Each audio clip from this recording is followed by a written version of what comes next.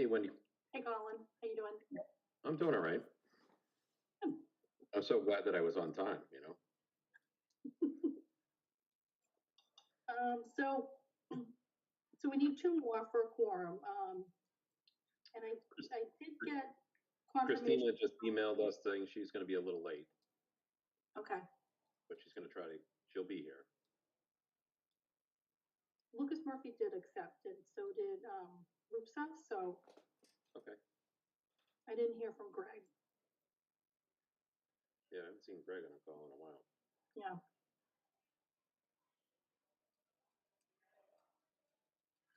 All right.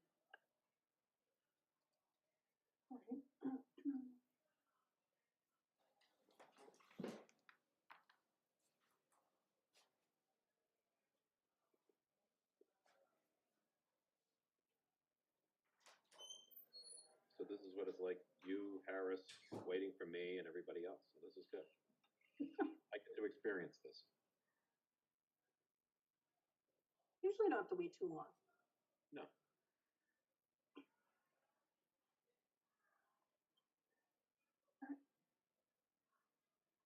Hello. Hey, Connor, how are you? Doing well. How are you, Colin? Doing all right. I feel bad. You're all dressed up, and I'm sitting here in my work at home guy clothes. You know. That's okay. I looked up the weather today, and I was thinking like, oh, I could wear a polo shirt today, and I said, nah. Yeah, I've got the short sleeves. You know, ready to go. No, I'm good. I have jeans on. That's pretty laid back. There you go. So we're just waiting for a quorum.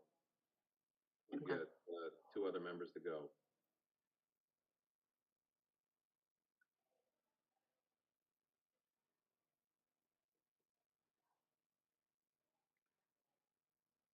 All right. While we're waiting, I'm just going to get up and grab myself a water. I will be back momentarily. Not a problem.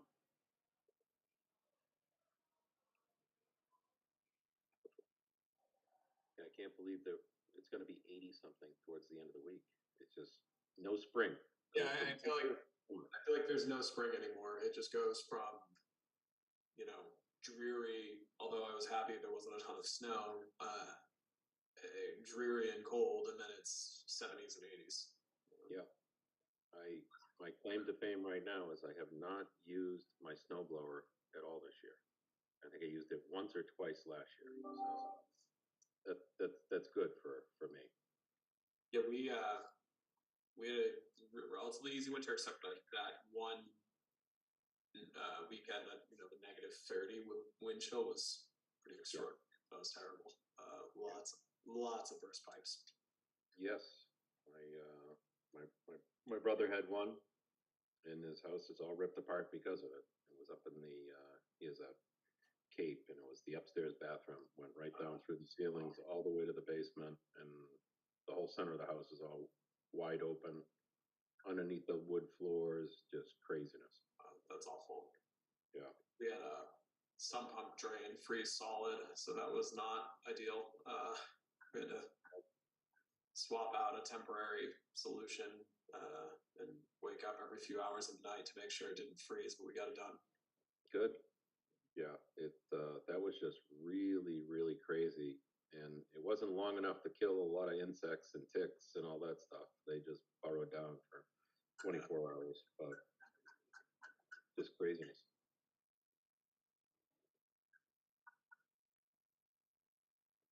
So I think you're our only agenda item tonight. I am.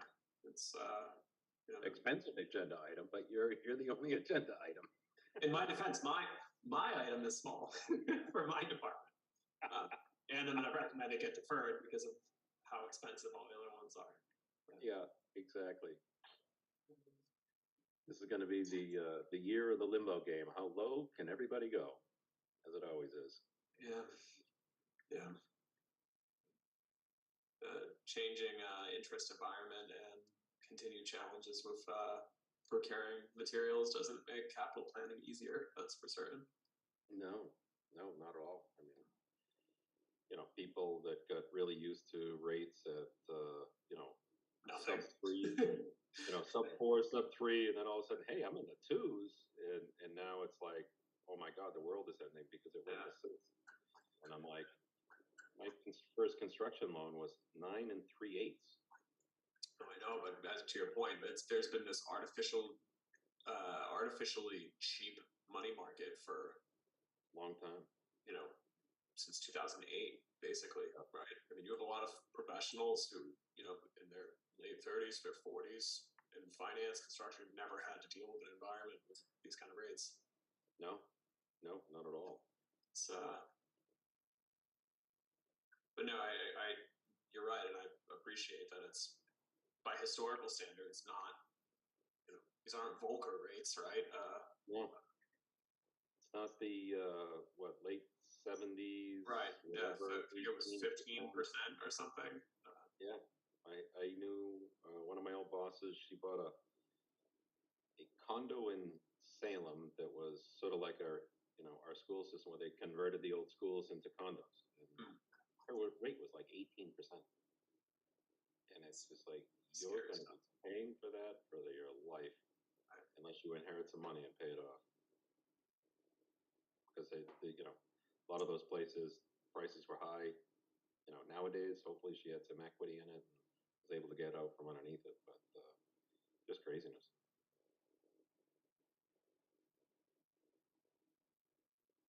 All right, so Roops has joined, so we just need one more to have a quorum.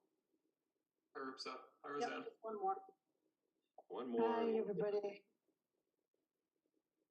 Unless we want to vote Roseanne in as a capital planning member, then we've got a quorum, but I don't think that's going to work.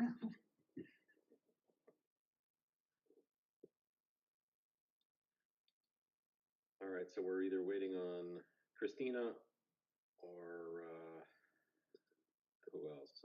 Lucas said Greg or Lucas. Yeah, so it's going to be the battle of Lucas and or Christina. Wendy, it might be worth replying all and letting them know we're Waiting. Or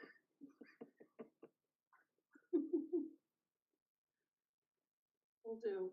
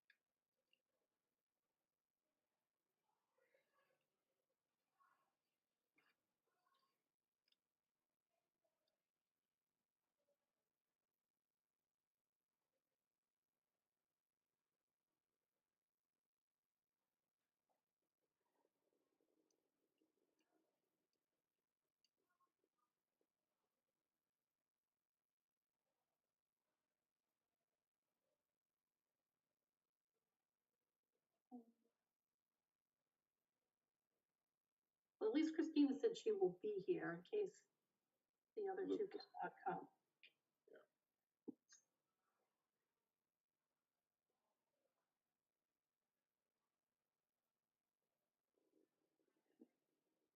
Oh, did we all drop? There we go. I think Christina said she was going to be late. Wendy. Yep.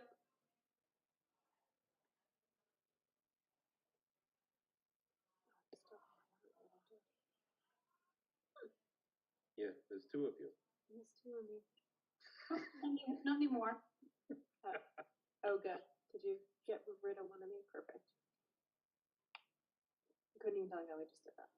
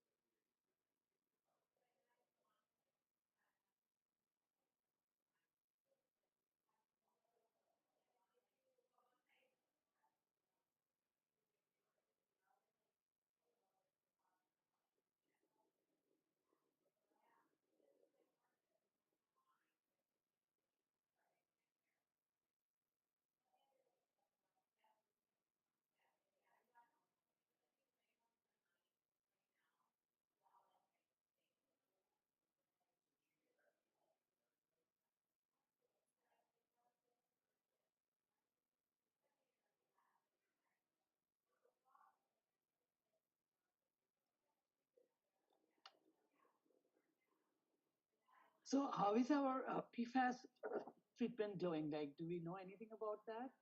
Is there any update on that? We just did a huge update last night. Select board Oh meeting. yeah. Yeah, we've been just toiling away in the woods basically for a year. They're on schedule to be complete this summer and operational. So. But now that the EPA standards have changed now. Yep. Yeah. We figured there would be the kind of regulatory leapfrog happening because of the fact that this is an emerging contaminant and the regulation is so new. And so 2 out of 3 of the treatment plants, we feel the granular activated carbon can accomplish even to the proposed EPA rule. A third one, we're going to pivot away from GAC to a resin, a reverse osmosis filtration system, which is able to more effectively get to 0. And we'll have those 2 different models in the field and can basically compare them over time because they're going to have different operational and maintenance cost impacts based on replacement of that media. Yeah, reverse osmosis is more Blended at that expensive. point? I'm sorry, what? Will the water be blended at that point, or is the water is always blended to an extent. We have the 7 wells that are driven by demand. Only 3 of them are in violation of the state DEP standard. 3 of them are under it, but may be over the potential US EPA standard, which may be forthcoming. That's Red Mill Road. We overbuilt that plant. That's an iron and manganese treatment plant. We overbuilt it with space to add GAC or resin filters. It'll cost money. Yeah, it will. And that's, I think there's some additional money in something that we'll review tonight in your meeting, but so to your initial question, they're going as well as they can be despite regulations shifting pretty dramatically on some Yeah, it was a pretty dramatic, yeah. So I think that's good to hear. Christina pop up. I don't see her. Yeah, we here. lost Christina. She popped up and then she disappeared. She heard PFAS and left. Yeah. I don't want to calculate that finance. Thankfully it's an enterprise fund. Correct. Yeah. Did we get some of the ARPA funds that going out there? We did. We received a $2 million grant from outgoing rep, now Ambassador Cronin, so that's great. Oh, that's amazing. That's very good, yeah. So if that EPA rule is implemented, that will be hundreds of billions of dollars of treatment on a national scale. Most states don't have a standard at all right now, unlike Massachusetts. Right. There's only so many manufacturers of these kinds of products, so I don't really know how the market's going to handle that. But thankfully, we're ahead of that, so we should be in a better posture than folks who haven't even really started testing. No. That's so good to hear. Isn't there more PFAS in the rain anyway?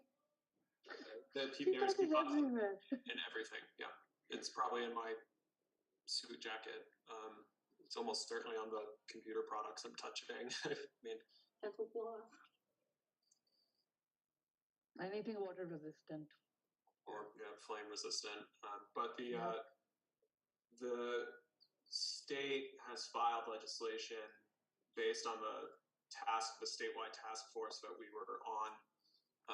And so this session at the beginning of January filed legislation that would much more tightly regulate the actual production and sale of PFAS, which is where the regulation needs to go. In my opinion, you can't just solve it by doing water treatment at the endpoint,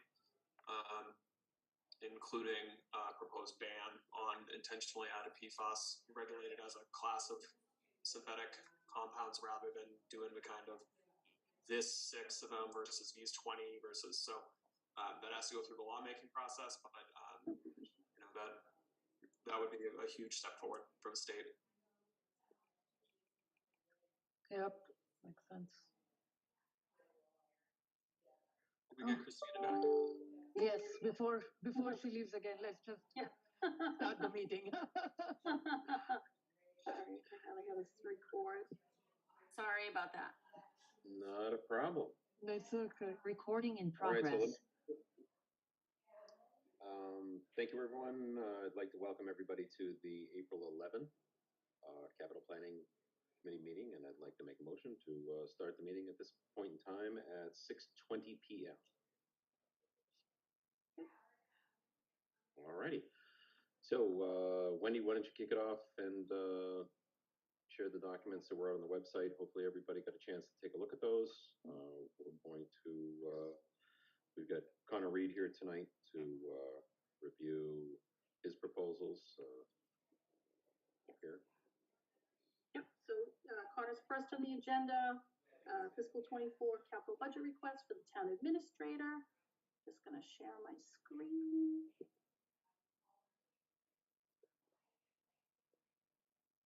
Okay. Just a small request. Now I understand. I was focused on the climate policy.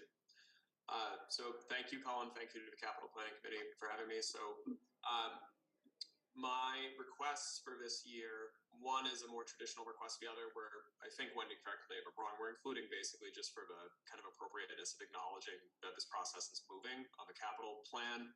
We're not going to be recommending it at town meeting as part of a capital plan. We would be doing a separate debt exclusion process. And we'll circle back to that. I'm happy to answer questions on the facilities replacement, but the request from my department for this fiscal year was for $150,000 of climate energy policy planning funding. And so really what I would like to do there, and this is reflective of goals for fiscal 23 of the select board and myself adopted, we have done a lot of good work in these areas in the past 10 years between being a green community, LED streetlight conversion, solar leases, power purchase agreements, bulk purchasing of energy. We're now starting to do the preliminary work for assessment of fleet electrification to reduce the reliance on fossil fuels of our municipal fleet where we can. And then dealing with a variety of environmental and climate-related policy mandates related to stormwater from the EPA, DEP. And what I wanted to do, the select board agreed, is to, instead of having these kind of a ton of these individual projects that all broadly can fall under climate and energy happening, you know, some in the finance department, some in public works, some in health, some in planning. We really want to make much more emphasis on climate as its own kind of goal category, distinct from, you know, being smaller objectives within other goals. And so this funding would allow us to kind of kick off a master planning process. Really what we would like to do, because we do not have the kind of staff resources in-house to coordinate and implement something like this comprehensively. As I just kind of alluded to, we are doing a lot of these things on an ad hoc basis, but to really identify community and municipal priorities and opportunities for us in a kind of 3 to 5 year window. I think we would be well served to bring in, you know, consulting services to support a committee or town agency charged with identifying specific policy objectives that are really critically under municipal jurisdiction, right? There's a whole lot of areas where there's work that could be done and ought to be done when it comes to climate resiliency and reducing reliance on fossil fuels. But the focus here would be on identifying policies and procedures and practices that we could adopt locally to advance those goals of climate resiliency and reduction of fossil fuels, and also just making sure that we are positioned to move with the market as significant state and federal, even since this goal was adopted last August. You have the Inflation Reduction Act on the federal level and significant climate-related legislation moving on the state level. We want to make sure that we have a plan in place and are teed up to take advantage of those opportunities as they come and are ready to kind of move forward. So recognizing the scale of the other capital needs on your list that you've reviewed with other departments, and the fact that this is only requested this year. When we get to later, I'll kind of go into detail, but I'm going to recommend that we defer this, at least for now, because we've filed, or we will be filing for grant funding with the Commonwealth to try to get this project moving rather than taking that out of local funds at this time. So that's just a brief overview there. I'm happy to answer any questions on that project. Do we know whether or not, what are the surrounding towns, what other municipalities have been doing in this arena? Can we tag team with others to, prioritize or figure out, where funding is going to be and what we need to do? Or is this something that, we definitely need to do it alone?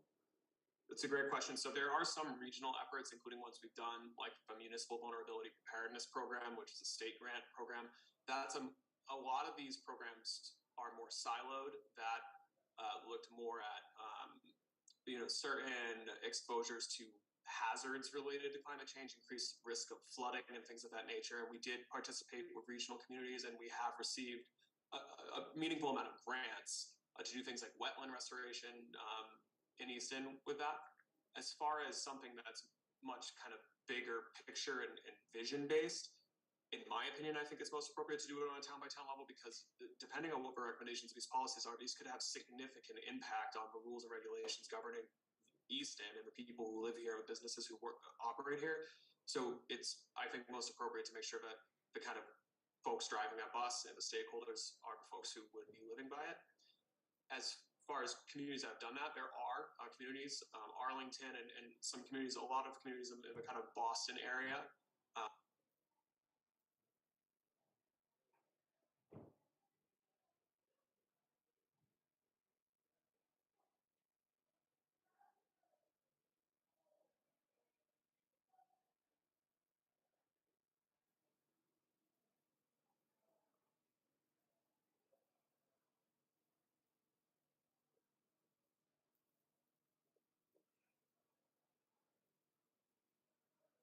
From, as I mentioned, fleet electrification and readiness to move away from internal combustion engine based vehicles to energy code to, you could even, depending on how broad you want to, you could look at the impact of hybrid work models compared to people commuting in. There's all sorts of different things that you could do there. And there are some larger communities have started that process, and that's where I borrowed the idea. Okay, good. Connor, on the same topic, have we thought about doing a climate action plan? Like, that will include the GHG emission, and will calculate, like, how to go carbon neutral in next 10 years, or by adding more. Your mic muted. By adding more electrified vehicle in the fleet, like, have we thought about doing a climate action plan? That kind of is a smaller version of 10 years master plan, but kind of addresses. Yeah, so I think that's very similar. I think, and if I'm being totally frank, I don't have a hard and fast line that I think this needs to be a 3, 5, or 10-year window. I think we're going to want to get an actionable plan. To your point, we want to. I think that's. I might borrow your language. That might be a better way to describe it. We do not want this to be, or I don't want this to be, an aspirational document. I want it to be grounded, acknowledging that this is a real threat to humanity, frankly, and therefore us. But we're not going to fix it ourselves. But let's be smart about making sure we're taking reasonable steps within our control and within our financial capacity to move that way. So your language for that is probably better than mine. All right. Okay, yeah, if you need any information related to that, I would be more than happy to provide details. As I said, that's what I do for a living. Yeah, that'd be great. As I said, we're going to be filing some grant paperwork, and I'd love to, we could grab coffee, or you could bring me up to speed on your perspective. I would love to, yes. Okay. Okay. Do you want to jump into the small item that's on the list next? Sure. So again, this is not going through the normal capital process for spring, but it would be a capital project. For the committee's background, and as you may recall, we, as early as 2014, started to do facilities assessments in Easton We did Doran Whittier facilities assessment report for all of our school and municipal buildings that kind of quantified what would it cost to repair them or replace them. That itself served as a necessary predicate for getting invited into the MSBA grant program to replace at that time only Center School, and then that expanded to replace all three, and we now have the Blanche James School, which is great. In 2019, DPW Director Field and the Municipal Building Committee took the Doran Whittier report from 2014, escalated it to modern figures, and came to the conclusion that based on the age and programmatic deficiencies at police, fire, and public works facilities throughout Easton, that the best course of action would be to pursue feasibility study for complete replacement of those facilities. That didn't get off the ground because that report, I think, came out in December of 2019, and then COVID hit a few months later, and obviously we were all in kind of survival mode. Once we got our feet back under us in 2021, we brought that forward through Municipal Building Committee and went to town meeting. In November of 21, received a $500,000 appropriation through the capital budget to start the feasibility planning process, feasibility of schematic design. We built the project team up and spent all of 2022 working on the feasibility assessment, including looking at different pieces of property, what places would make the most sense, what kind of response model for a fire department makes the most sense with the number of stations that we would need and the staff we currently have. And in October of last year, the Municipal Building Committee narrowed down their choices of potential alternatives to solve the problem of replacing the buildings. And they settled on an option that would put a consolidated police, fire, and public works facility at the municipal 10 acres at 524 Depot Street near across from the S-curve near Whistle Stop Village that the town purchased back in 2014. That site's really advantageous for a consolidated facility because it has access to sewer, which is really critical for public works and meeting a variety of stormwater and other regulations that we just don't right now. And then also building a new fire substation in the north part of town at the intersection of Washington and Main Street on land owned by Stonehill called Daly's Corner. So we've been working on that since October, negotiating with the college and advancing the schematic design. And we are on track, potentially as soon as within a month, to get those schematic design estimating services wrapped up and get a more refined budget figure here. And start the process of doing tax impact analysis and community forums, presentations, and then we would be looking at a special town meeting and a debt exclusion override election. So I know it's a huge number. I know it's a lot of information. I know I've presented some of this to committees last fall, and but if you're not kind of tuning into NBC, it's just been quietly moving along. But I'm happy to answer any questions about it.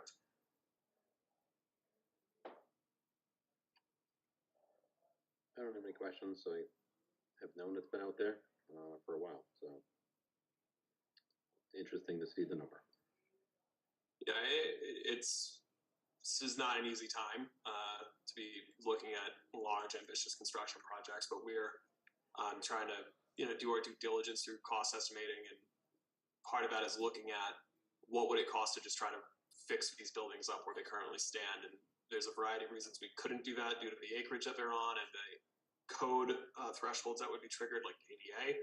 But even if we could, it would be roughly in this ballpark for buildings that are really, really, really undersized. Most of these were built when Eisenhower was president. And has the Municipal Building Committee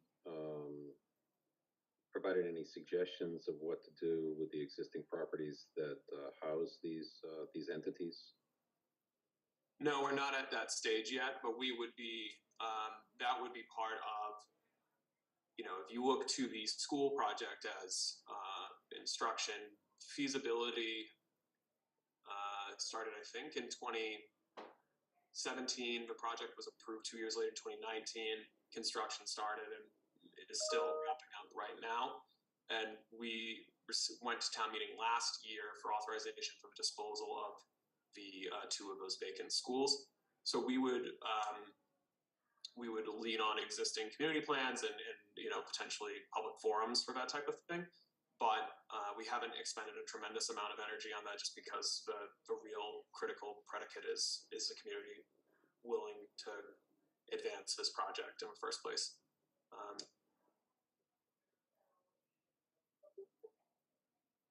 And this is the land next to Whistle Stop, between Whistle Stop and the high tension wires across from Cross Street there.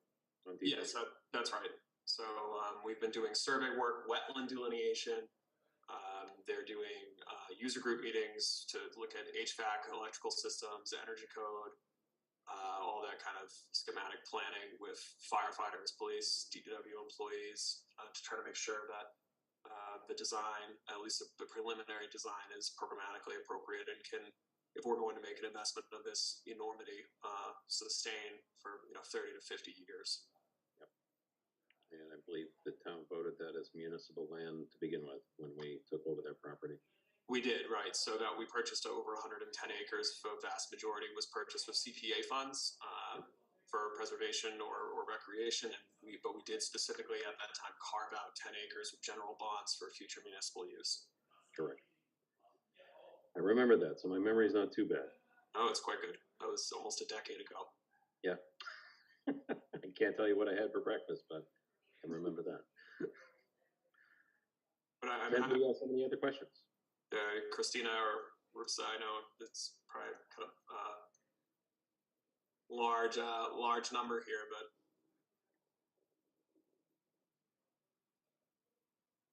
So is there the new building updates? Do they include the new building codes as well? I know the building codes have been updated recently. yeah.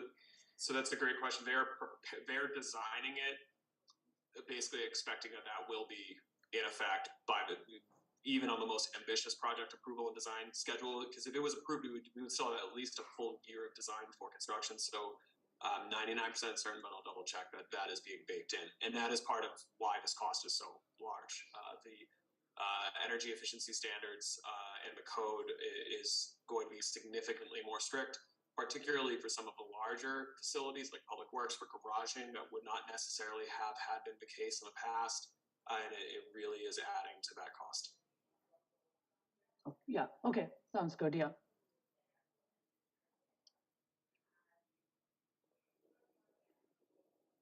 Okay. Well, thank you for the overview. Thank you. So Wendy, this is pretty much just informational, and I think you had our list, prioritization list that you sent out as well out on the shared site. Yep, The so Excel we have that. spreadsheet. Yep, and just next on the agenda, Connor was gonna just do kind of just an update of where we are in the budget process. Oh, all right, sorry. That's fine. So we are probably 90% of the way towards being having a balanced budget, operating budget for fiscal 24. So we started with a projected deficit around 1.5 million, revised that downward to about 900,000 a couple of weeks ago. We're working now. Basically, the vast majority of the remainder of that deficit is being accomplished through reductions to departmental operating requests on both the town and school side. There are certain aspects of our finances that are the strongest they've been. Our stabilization fund is the best it's been in both raw dollars and from a percentage of our operating costs that we've ever had. But there are other aspects that continue to really make year-to-year budgeting challenging, including that state aid to Easton continues to be really, really, really minuscule, despite there's a lot of positive coverage, as there ought to be, for the governor's budget proposal for the coming fiscal year, increasing education spending by about 10% statewide, which is awesome. But that's for about 2/3 of districts that are beneficiaries of Student Opportunity Act. The other 119 districts, including Easton Public Schools that are considered minimum age, still are getting proposed only a $30 increase per student, which translates to $100,000 of new revenue for a $45 million school district.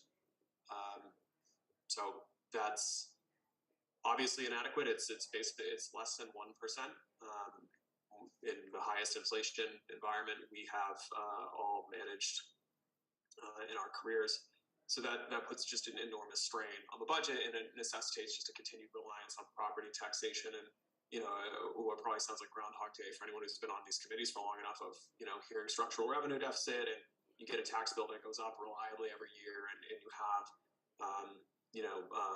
local officials saying that despite that, it's still hard to balance budget. And that's really just because we're continuing to shift away from being able to rely on state recurring revenue sources and onto property taxation. So that's been really tough. We've been engaging with our elected delegation on the state level. The House is supposed to publish their budget tomorrow. So we are hoping that, like last year in fiscal 23, the governor's budget had a pretty meager increase in state aid, both Chapter 70 for schools and unrestricted aid. And the House and then Senate doubled it, and that makes it a decent difference for us. And so we are keeping our fingers crossed that maybe that happens again. And when we see the House budget tomorrow, we're in a better place. But we're going to get there. But where we are is that basically we're just trying to sustain existing service levels and minimize service reductions as we prepare for COVID era federal support to decline and go away in the coming years. But we anticipate that by the next select board meeting, which is the 24th, which is a joint meeting with Finance Committee, that we'll have a balanced budget. Okay. Anybody got any questions on that?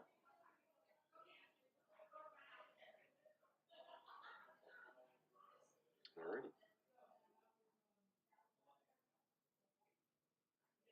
So Wendy, what else do we have on the agenda for this evening?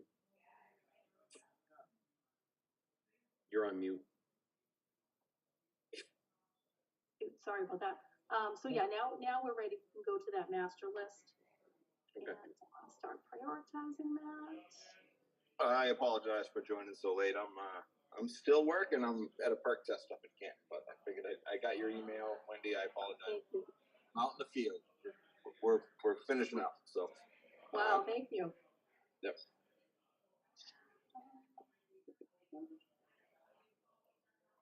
So here is the list. Can you see that? I can make that a little bigger. Is that better? Yes. Okay.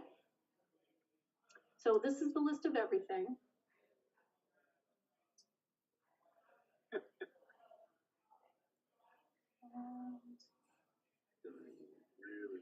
Yeah, so really, Is the totals, what's the total for 24? so with the municipal building project, it's 137,000. Billion. Yeah, 137 million, sorry. If you take that out and you take the water stuff out, which is 2.4 million, then you're at, basically 10.5 million, which is still a pretty sizable number. Part of the reason for that, as you've seen with the request from the department heads, is that they're looking to accelerate certain requests because of the significant lead times they're experiencing, like for the ladder, for the ambulance, some of the DPW Heavy trucks. items too. Yeah, they're looking at 2.5 year lead times. Yeah.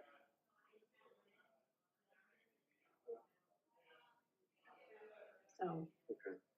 And so out of that 10 million, Connor, the capital budget, we're still trying to find what, 900,000 you said? Or is that the overall budget? Oh yeah, so that was the operating budget, and I apologize, I gave a deficit. The operating budget is in the area of 104 million for next year. The deficit was under 1 million. We're much closer to balance than that, but the last kind of public figure was 900. We're low six figures out, and we feel pretty good that we're going to get it done. Okay. But to Wendy's point, even setting aside the municipal building replacement project, and because it's kind of in a potential debt exclusion bucket.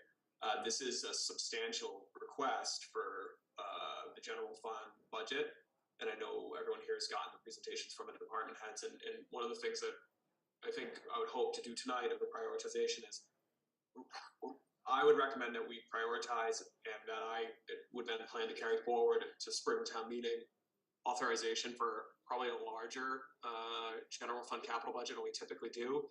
But that's with the kind of very express caveat that we don't actually think we're going to be able to go to market and procure these things for, to Wendy's point, years. But before we could get those balls moving, we need to have the authorizations in place. So we'll be doing a much deeper dive between now, whatever we end up with tonight, in town meeting to make sure that there is an anticipated kind of acquisition schedule that, along with the incremental debt service impacts that would have. But based on the enormous lead time on some of these large items, we are going to recommend that a lot of them get advanced. And so as far as advancing stuff that we know we're not going to get for 2 or 3 years, we've approved the budget. Does it just sit on a ledger? I mean, people aren't going to get taxed on that until the expenditure happens, correct?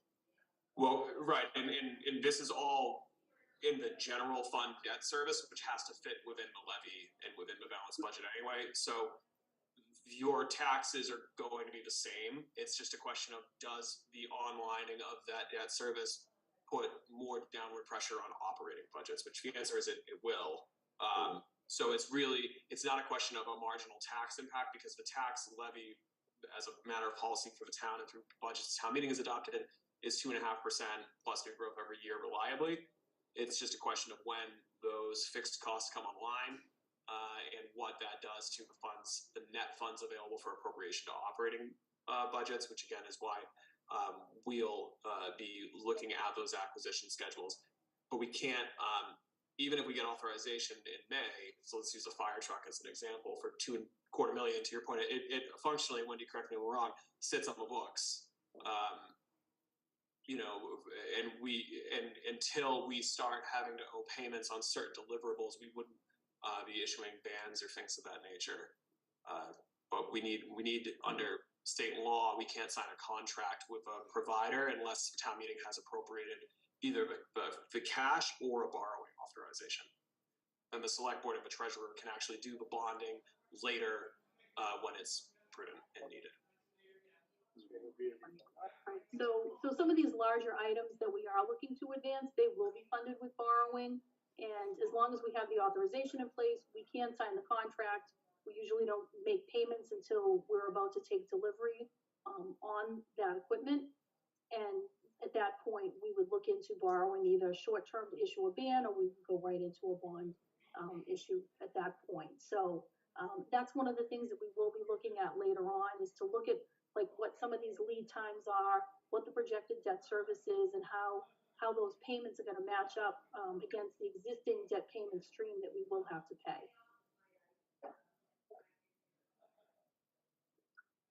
Okay. Anybody else have any questions on this prioritization?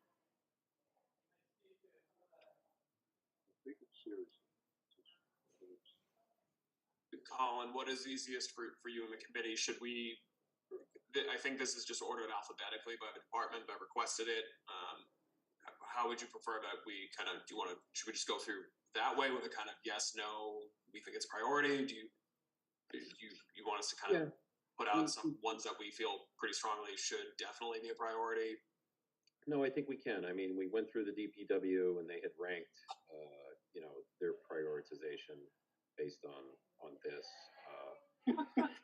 Fire as well. As we, take a look at this, and I think as from a committee, we'll just follow our normal guidance is,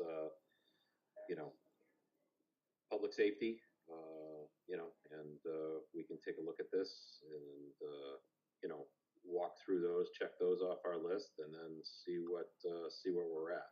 But I think that probably makes the most sense. So, do you want to take a look at start with fire and police, or how do you want to do it? So I think I think I'm hearing some background noise, so I don't know if Lucas has his phone on mute. Or I'm sorry. Yep, not a problem. There you go. So we can do police fire. I do think looking at the bylaw for the prioritization of public safety, that we want to make sure that we're also appropriately prioritizing the school security related. I was going to include that. Yeah. Okay, great. Yeah, definitely. So, why don't we start with fire, because those are the big ticket items, and see what the committee talks about. I mean, we've got the big ticket item here is our ladder truck. As we heard, the lead time I think is 2 to 3 years on this. But if we don't get it on the books, we're never going to see this thing, and that is, I think, $2.25 million. Yeah, Wendy, fire is up. Your screen is showing police. Okay, you're at line 31. Yeah, I'm gonna, There. these are Oh, just there in, it is. yeah, weird order. So what I was going to do is, oh, these are older ones. Sorry, I was just gonna put all of the kind of safety stuff up at the top. Okay, that'll work. I can't remember if the school safety was more than the fire truck, or the fire truck was more than the school safety. It's close, because there's 2 items for school security.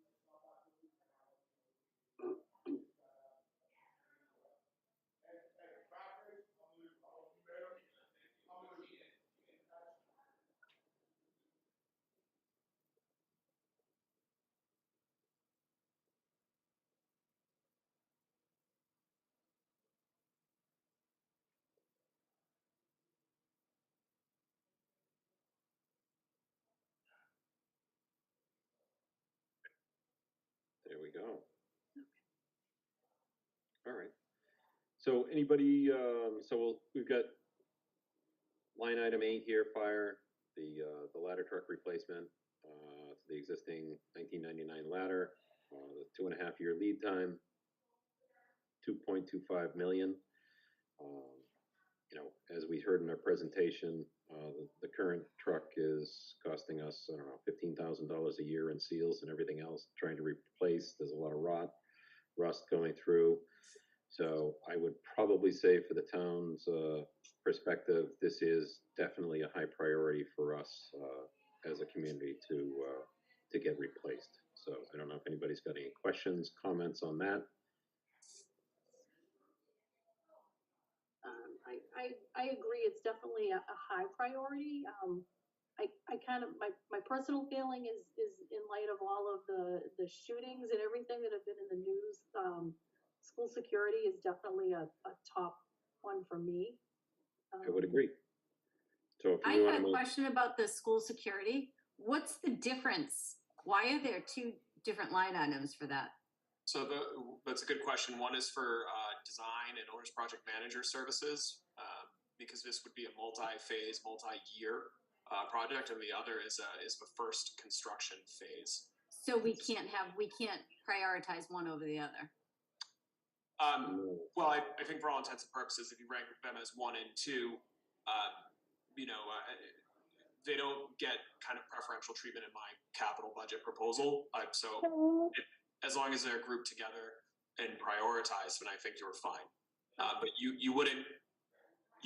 couldn't functionally say, well, we don't want to fund the design, but we want to fund the construction, just because you. Right. Yeah. Okay. But can we divide it into 2 years? Like 1 year we spend the money on design, and the next year we actually use the design to operate the system? So that, yes, that is possible. And we had kind of workshopped that idea between Public Works and the schools. But my perspective on that is, for similar reasons as we've alluded to with long lead times on certain capital acquisitions. The construction item, which is the $1.2 million, that would be a borrowing authorization.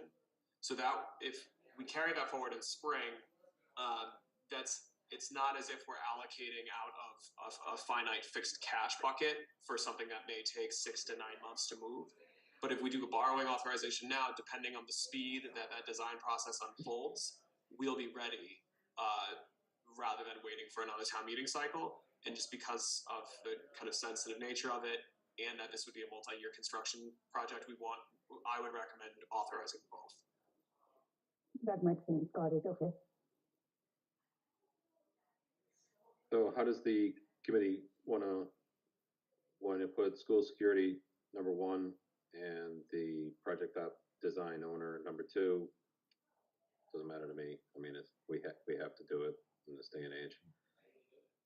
It's my feeling. I like that. I support that. I support that too. Yeah, I'm right there. Makes sense. Okay. All right. So now we'll go to the other big ticket item here. The ladder truck. I mean, if people feel that should be item number 3, knowing we're not going to see it, at least in our estimate right now, for 2.5 years, potentially 3.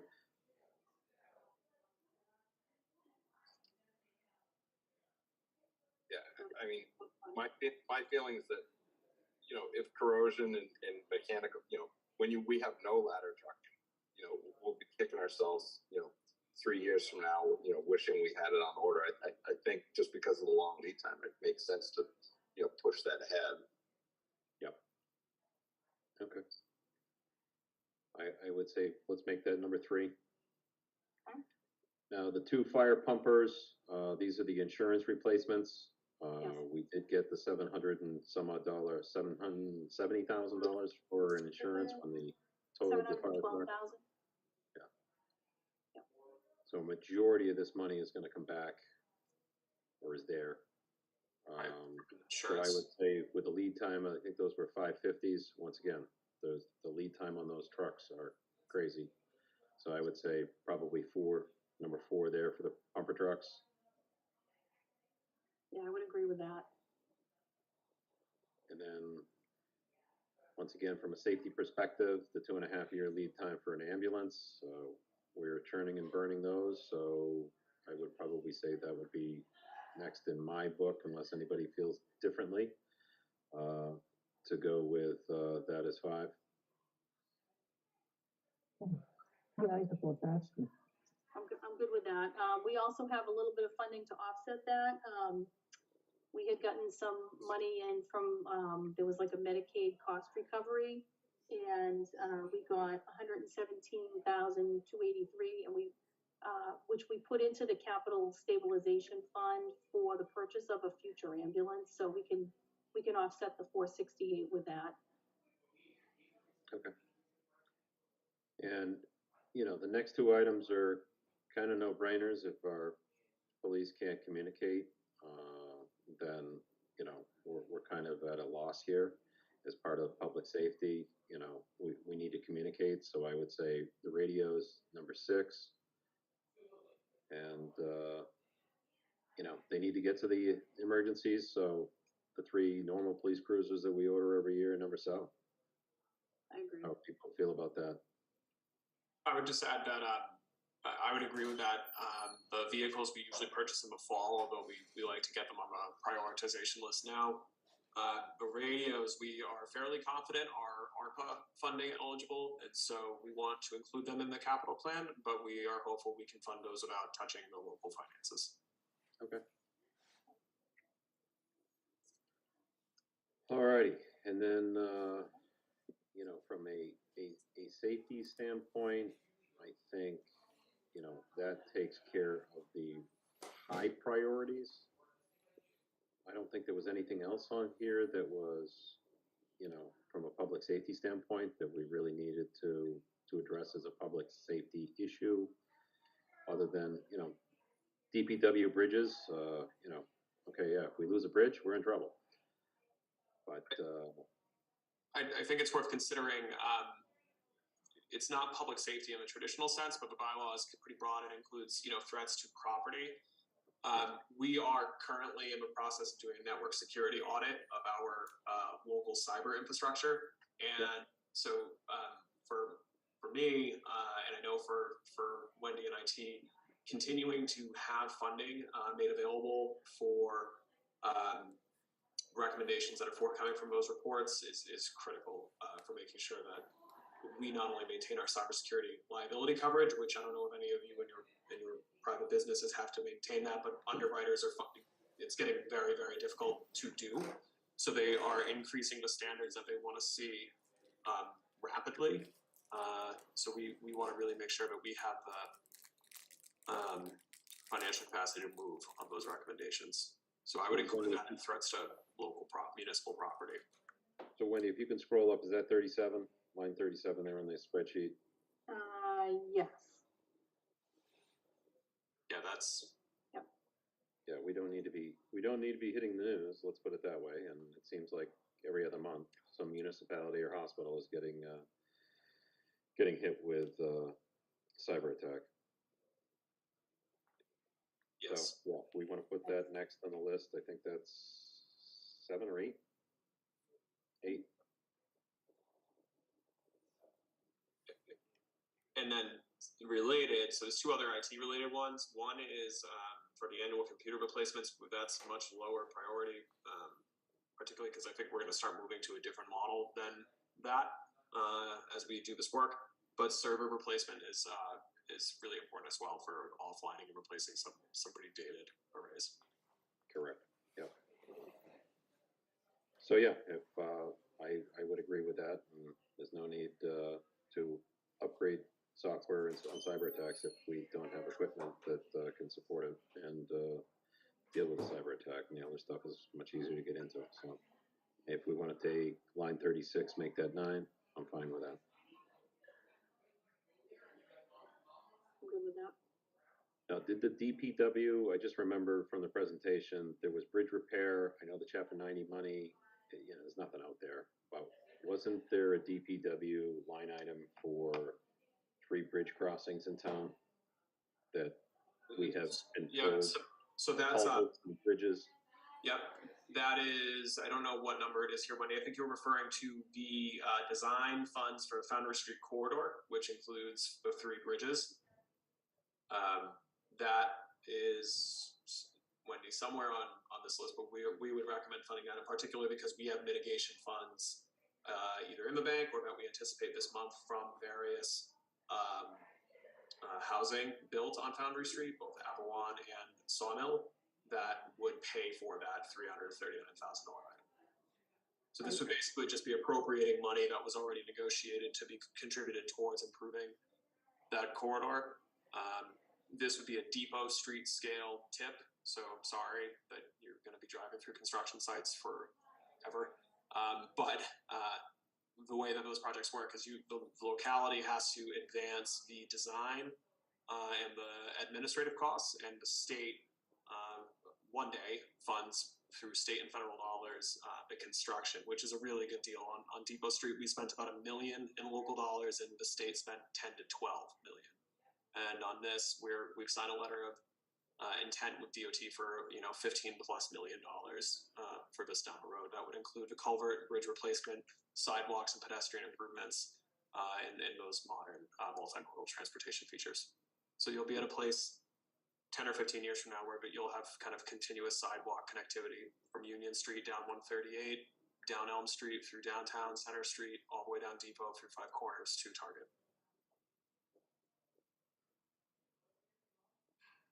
Okay, so do we want to make that 10? That works for me. Okay. So All right, so that leaves, I think, I don't remember any of the other safety, life or limb. It's just now, okay, let's deal with our normal replacement of equipment, funding, upgrades, etc. that we need to do here in this plan.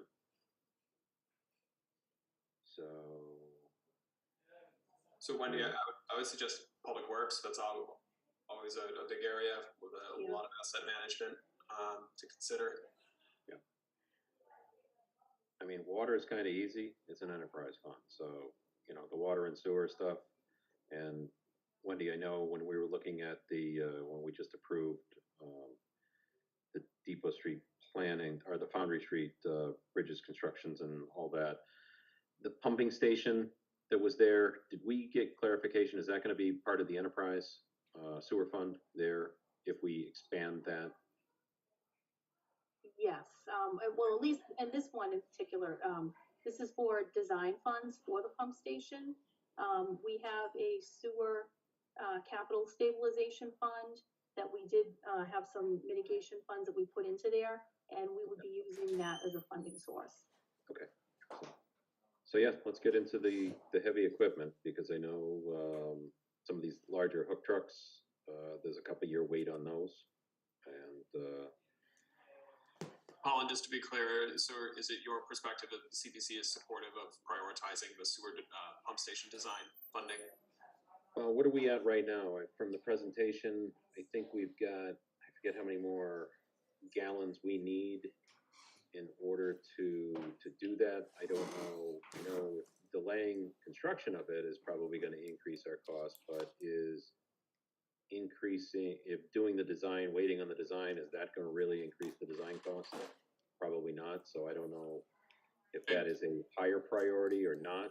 If we have funds to do it in a, like Wendy said, that's mitigation funds, then Right. yeah, I don't have a problem doing that. Right, we do. Designing it right now.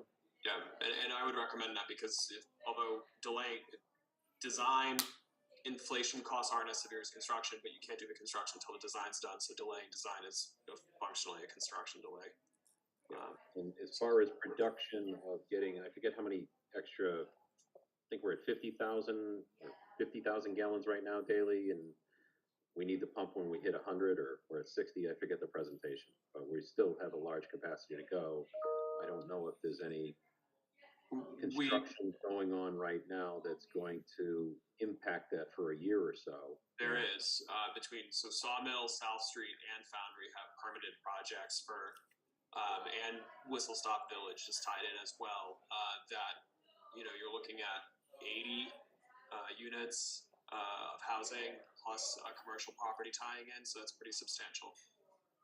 And there are commercial properties on some of the pad sites that were in the district proper who didn't tie in right away, who are now in the preliminary design stage with Public Works. So there's a lot of interest in connecting in that district. All right, I take that back. We'll hold off on the DPW. So you want to scroll down to that, Wendy, just so people can see it? Where is that? Oh, the pump station. There it is right there. So it's number 32. So do we want to make that 11? Kimmy?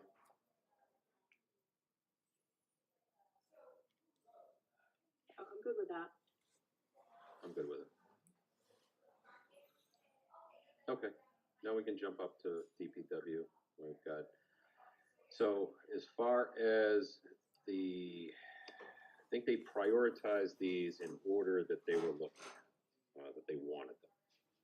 So I think for the hook lift trucks, we need to replace that 35 GDW truck for 280. I think that was the number one priority, getting rid of the 2001 Mack.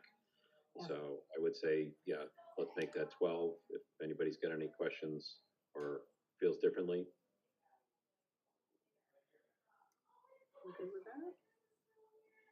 All right, and then the F-250s, utilities, getting rid of the F-150s that are kind of old and not suitable. The 2008, I'd say let's make that 13.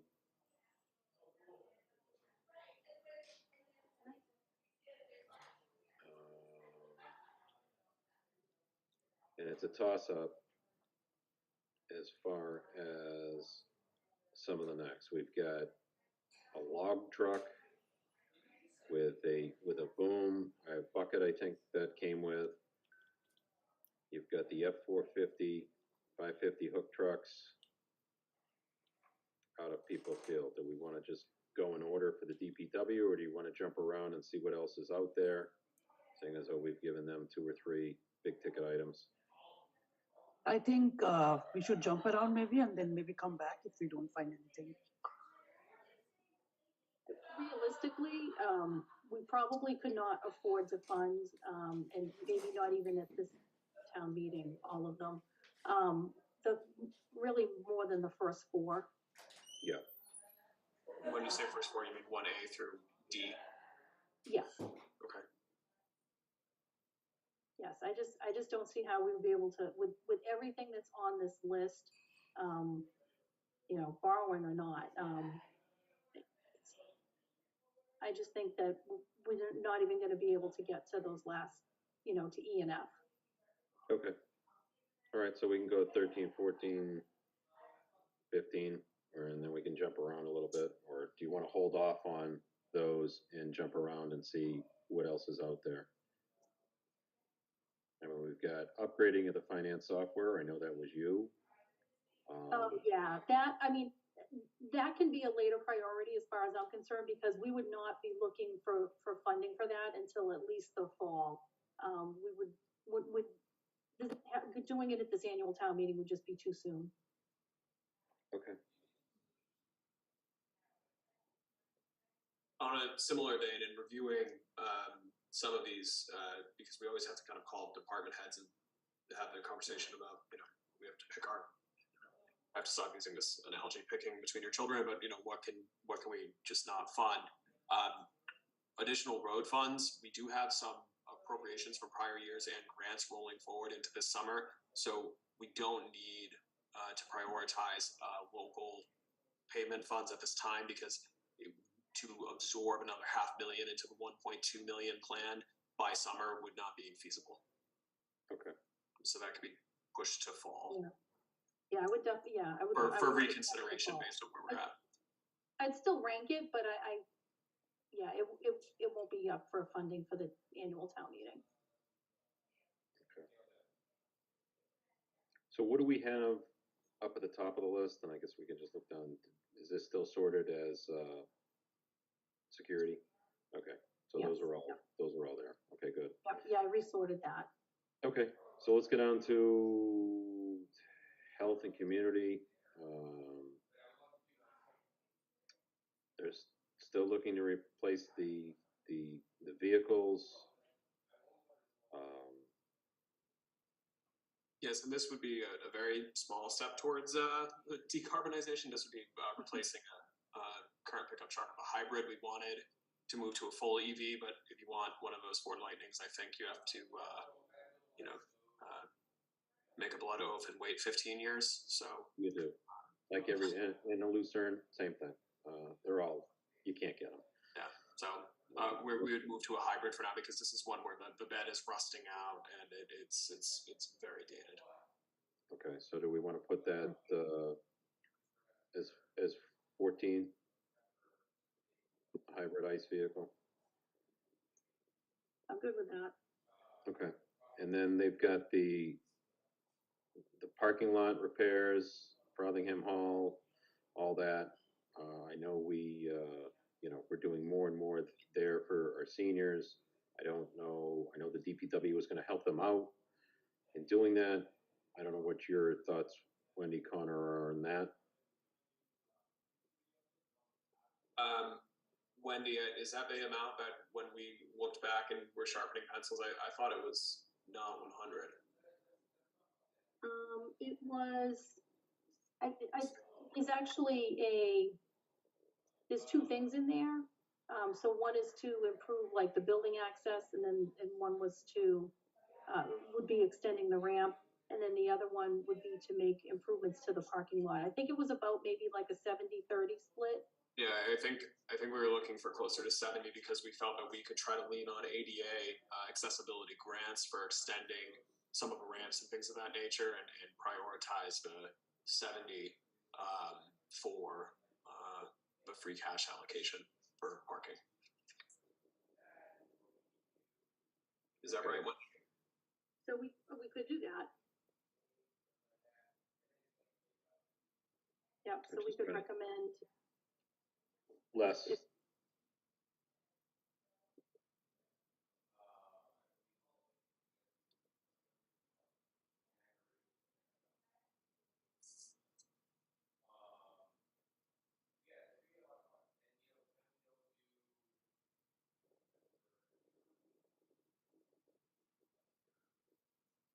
we could do that, and then we could, did you want to make that next on the list?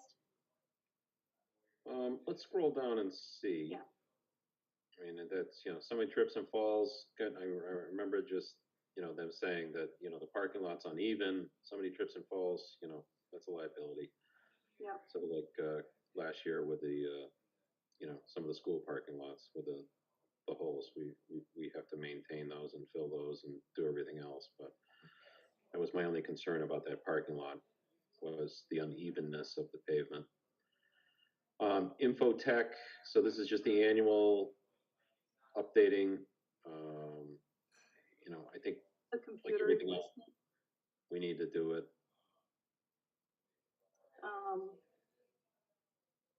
Yeah, we've also got the town share of funding for the CPA project too, for the school department for, The playgrounds. yeah, to really, Outdoor campus at RO. Yep. So Okay. I would recommend that. I know that I think for a lot of folks at first glance, if you're thinking about this as like replacing a jungle gym, it seems extraordinary. I would really encourage folks to take a look at the CPA presentations or presentation that their chair, Tom Broussard, made to the select board at their March 27th meeting. This is part of a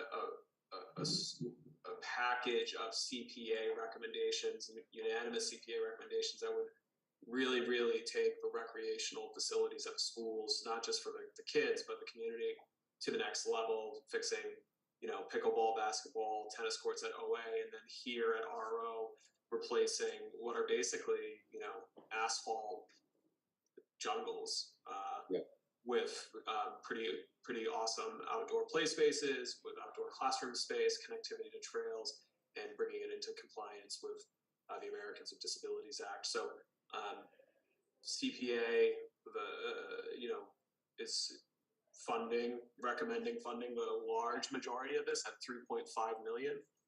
And so this would be an additional 500, would be a borrowing authorization that, we would again kind of put on the books, but then we would wait to see what the actual bids come in at and borrow appropriately and rescind whatever is not necessary. But I don't have a problem making that next.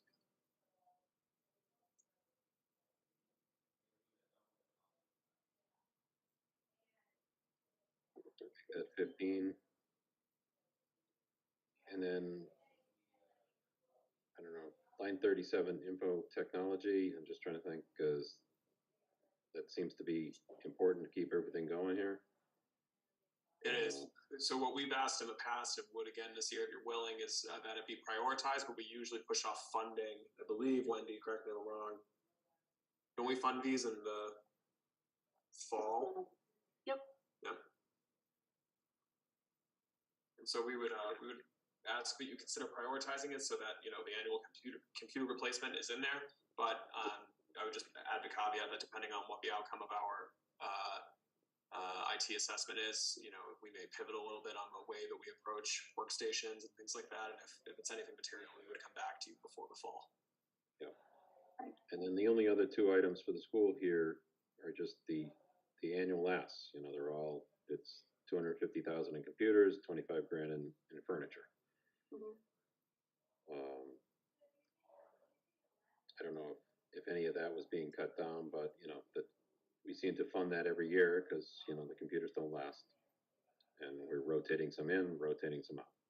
Right, well, and now too that they've gone to the one-to-one, technology, among all the grades, they definitely have, much larger inventory that they have to maintain. Mm-hmm. So I guess, anybody got an issue with making the 39, the 250,000 there, 17, and then line 40, 18?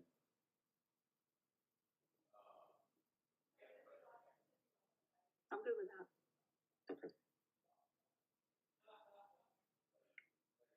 So then, do we say the 36? Do we say that 19, the parking lot? Kind of forgot about that. We didn't put a number there. I don't know.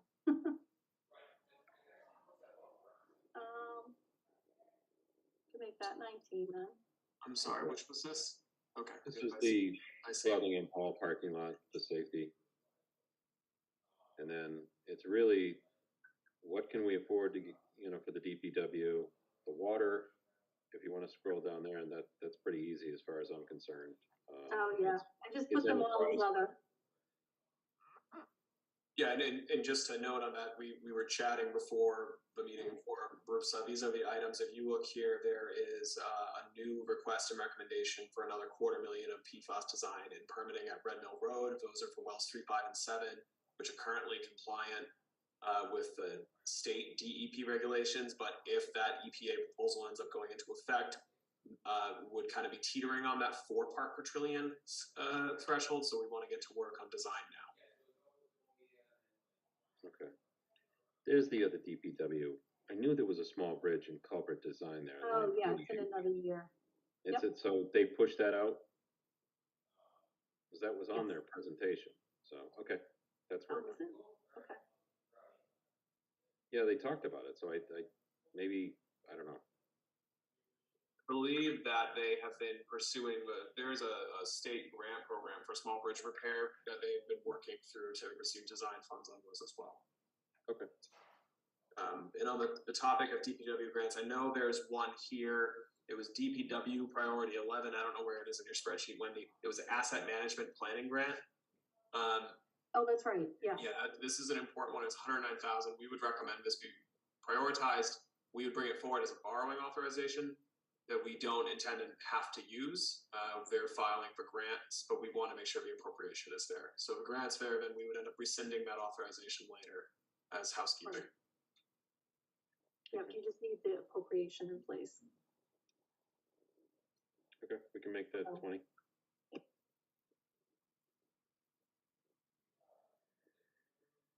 All right. Nothing else at the top of the list, so we go down because I think some of those in the sorting things got filtered here. Yeah, I refiltered, I resorted. Okay. So the blanks there. All right. So it's basically, Wendy, correct me if I'm wrong, it's between 19 and the first O at the bottom, right? Are the ones Yeah. we're still asking for prioritization. Mm-hmm. Some may ultimately get deferred. Right. Yeah. Yeah, so I mean, we can prioritize them, or we can defer them.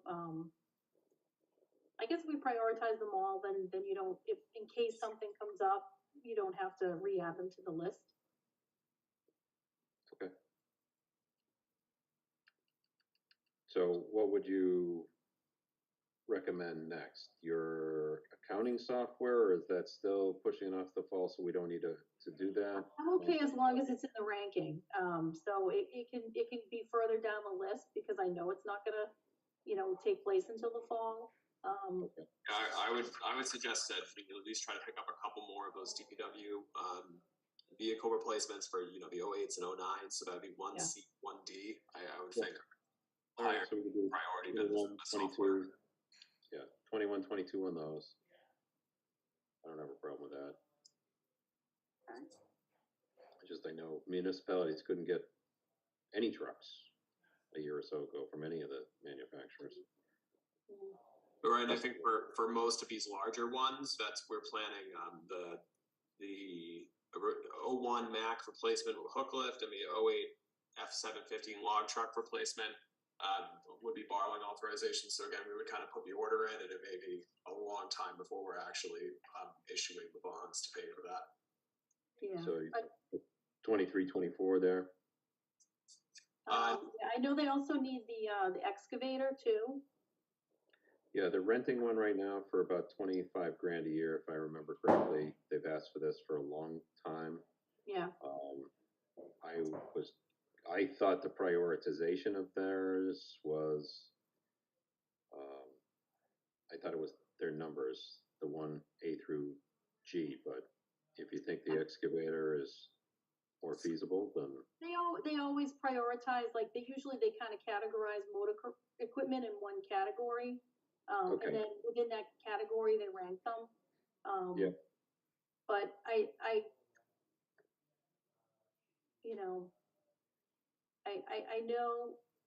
I know Dave Field, was really hoping to get that excavator, so. All right, well, I don't have a problem with 23. It'll pay for itself after, I don't know, umpteen years here. Yeah, I mean, we can go back and pick some of the other motor equipment lines if you want. Well, but Wendy, I mean, I know it's up to the capital committee, of course, but I don't want to combine everyone to another meeting later, but I just think with where things are, I mean, if we feel pretty confident we're not going to be able to fund at spring, 1E, F, and G, or the road funding until at least the fall. And road funding is up in the air too, because we're continuing to see these level funded Chapter 90 proposals, but there are dueling bills being filed by the House and Senate right now. So we don't know exactly where that's going to land. So if the committee would rather defer some of those, and we can revisit it in the fall when we know what the state budget looks like, what Chapter 90 is looking like, what interest rates are looking like, I'm perfectly happy to do that as well. Well, which is more important, those trucks and or municipal facilities capital improvement, the GIS planometrics, the ADA transition plan. We don't have an EV, so we don't need the charging stations at the town hall. I'm just trying to figure out, a couple of these are real small items, but, priorities, do we want to have trucks or do we want to have an updated GIS planometric, plan for the town? The ADA transition plan, I mean, it's 25 grand a year that we keep on, doing, which is great. I think we need to do that. I think there's still some funding left in previous authorizations, so I think that's why that's like lower on their priority list. Okay. And I don't think we funded the capital, the 200K. I know they ask for it every year. I don't think we've been funding. There is still some money Right. left over. Yeah, there's some funding from prior authorizations left over, and so we did check with Dave. Okay. He feels comfortable we can hold off until the fall on that and visit it based on where we're at. So I mean, I think it's still worth prioritizing. A lot of those smaller ones you just mentioned, Colin, and just prioritizing them today doesn't mean they get funded in spring. I was more suggesting from a much larger vehicles that are more expensive that a deferral now is perfectly fine as well. But whatever CPC is good with.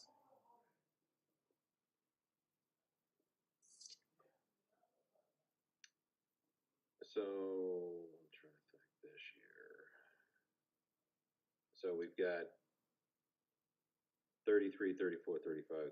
So if you want to just go right down the list, if that's the way that they prioritized it, and just do 24, 25, 26, 27.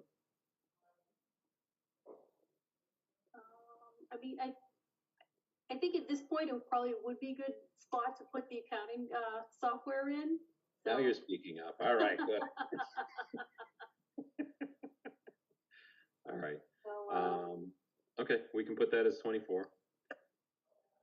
Okay. And then 33, E, F, G, just go right down the list. I don't think they're going to get funded, as Connor said.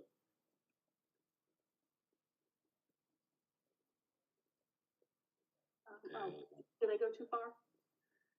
No, I mean, we don't think we're going to fund that to the fall either. So I don't think that's going to be, but we could do, if you want to do the ADA, I think probably should be higher on the list. Granted, they've got some funds. And then do capital improvements, 30, 31 for GIS. And then probably the EV chargers last. Well, we get the climate. We have a climate plan as well. Oh, I forgot about that. We can't do that, but we will, regardless of where the prioritization is there. Do we need a plan before we do in the charging station? So let's do, well, 32. So sort of. We know we need the charging station. We're going to be installing that this year. We have grant money in the bank to do so, but the actuals came in just astronomically higher than what we were had expectations set. So All right. this would be supplemental, but 32, 33. and again, we'll be seeking grant funds to advance the master planning process, and if that comes through, we'll, you know, So for the climate action planning, we can apply for MVP grant. That usually pays for 80% of the project, and we just have to do 20% match. So I think we are kind of late for this year because 5th May is the submission deadline. so what was the name of the grant? MVP, Municipality Vulnerability Oh, Preparedness. yeah, so I believe we have a project in the pipeline for MVP for that. I'll double check with planning, but we've gone in for a couple of those that I mentioned at the outset, including wetland restoration for floodplain storage. But I'll double check on that. We were going through the state's one stop for growth. They kind of unified the grant application, and so we already did the letter of interest stage, and we have a June 1st deadline for the priority grant projects we'll be submitting, which will include this. Okay, great. Okay, awesome. All right, so there's nothing else. That is it. Just gonna take this motor equipment and move that down. Okay. Here.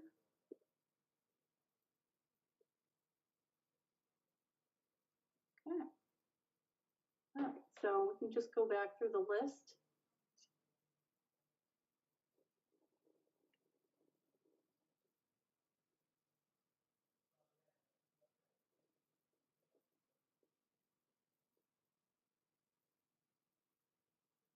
Yeah, that looks good to me. Yep.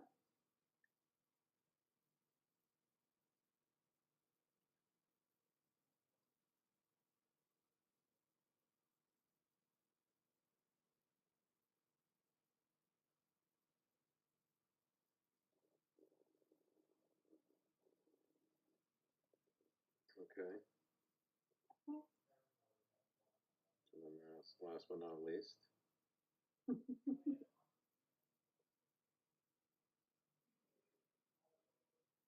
All right, it looks good to me. Should we have a motion to accept the prioritization list for the 2024 budget? Make a motion. Do I have a second?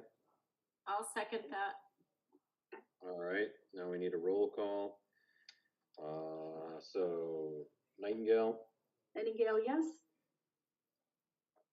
DiNapoli, DiNapoli, yes. we've got Roy, Roy, yes? Murphy. Murphy, yes. Okay, so we have unanimous vote. Paula, did you vote? Oh, yeah, I forgot about myself. McCarthy, yes. So unanimous. Okay. Great. All right. Do Okay. we have any other business this evening, Wendy? No, we're gonna have to just table the minutes until the next meeting. You know, if we don't have anything to meet about, maybe we could just have like just a quick meeting to get the minutes accepted so that we can get them posted online. Okay. I'll let Okay. you know. All right. All right. Well, with that, I'll make a motion to adjourn. Do I have a second? I'll second that. Okay. Let me go, seeing as I'm all the way here. Murphy, Murphy, yes. Roy, Roy, yes? DiNapoli, DiNapoli, yes. Nightingale, Nightingale, yes. McCarthy, yes. That's a wrap. Very good. All right. All right. Good night, everyone. care. Everyone, Appreciate Good it. Thank night. you. Yep. Take care. Bye. bye-bye.